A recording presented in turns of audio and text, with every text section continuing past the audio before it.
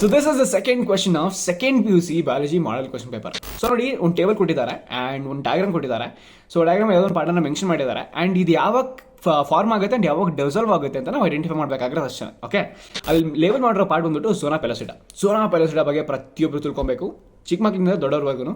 So ನೋಡಿ, zona ಪೆಲೋಸಿಡಾ ಅನ್ನೋದು ಯಾವಾಗ ಒಂದು ಲೈಕ್ ಮೆನ್ಸ್ಟ್ರುವಲ್ ಸೈಕಲ್ ಬಂದಾಗ ಹುಡುಗಿರಿಗೆ ಏನಾಗುತ್ತೆ ಅಂದರೆ ಎಕ್ಸೆಲ್ಸ್ ಪ್ರೊಡ್ಯೂಸ್ ಆಗ್ತಾವೆ. ಆಯ್ತಾ, ಎಕ್ಸೆಲ್ಸ್ ಪ್ರೊಡ್ಯೂಸ್ ಆದಾಗ ಅದ್ರ ಮೇಲ್ಗಡೆ ಒಂದು ಪ್ಲಾಸ್ಮಾ ಮೆಂಬ್ರೇನ್ ಇರುತ್ತೆ. ಓಕೆ, ಪ್ಲಾಸ್ಮಾ ಮೆಂಬ್ರೇನ್ ಮೇಲ್ಗಡೆ ಇದೊಂದು ಗ್ಲೈಕೋಪ್ರೋಟೀನ್ ಲೇಯರ್ ಇರುತ್ತೆ. ಆ ಗ್ಲೈಕೋಪ್ರೋಟೀನ್ ಲೇಯರೇನೆ ಈ ಝೋನಾ ಪೆಲೋಸಿಡಾ.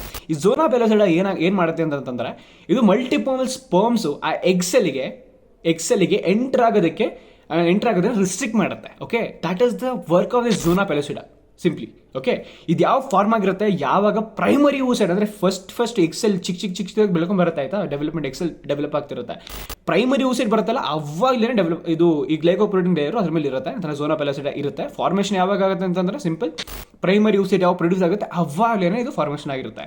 ಆ್ಯಂಡ್ ಯಾವಾಗ ಡಿಸಾಲ್ವ್ ಆಗುತ್ತೆ ಅಂತಂದರೆ, ಯಾವಾಗ ಒಂದು ಸ್ಪರ್ಮ್ ಸೆಲ್ಲು ಎಕ್ಸೆಲ್ ಒಳಗೆ ಎಂಟರ್ ಆಗುತ್ತಲ್ವಾ ಅವಾಗ ಈ ಗ್ಲೈಕೋಪ್ರೋಟೀನ್ ಲೇಯರ್ ಏನಿರುತ್ತೆ ಡಿಸಾಲ್ವ್ ಆಗಿಬಿಡುತ್ತೆ, which will restrict the entry of multiple sperm cells to the egg basically. So simple answer ಬಂದ್ಬಿಟ್ಟು, it will form when the primary oocyte will produce and it will dissolve after the fertilization. Simple.